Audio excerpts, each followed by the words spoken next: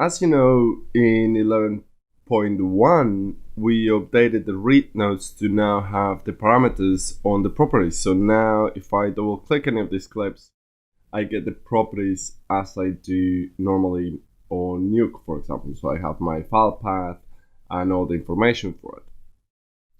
Now, what is really good about this is that now we can set up relative padding, which means I can come and set up my project, and we have changed some of the settings.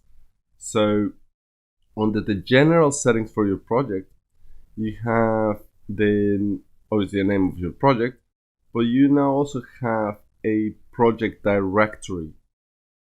This project directory allows me to set up where my project is, and if I want to do relative padding, how I can set it up.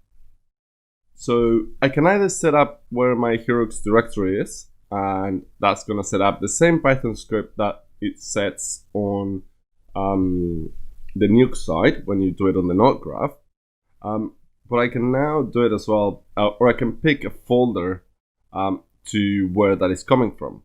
So I could very easily find my CD alley, and instead of project, I actually want to be one folder up. So sorry, CD alley here. And if I do open that, now I'm setting up that with the full path for that project. This means that I could, again, either use the Python, which is a lot easier, or I can set this up, and I'm gonna then set up all my reads to be relative to this directory.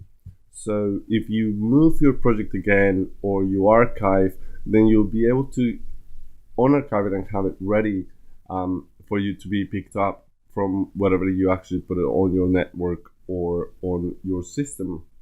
So I'm going to use, in this case, the full path.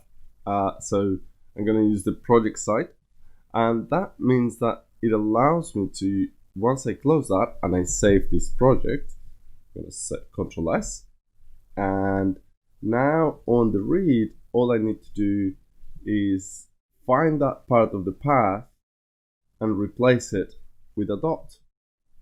And now that file is relative to my place. So I can actually go through all my timeline and kind of set up all my different reads the same way.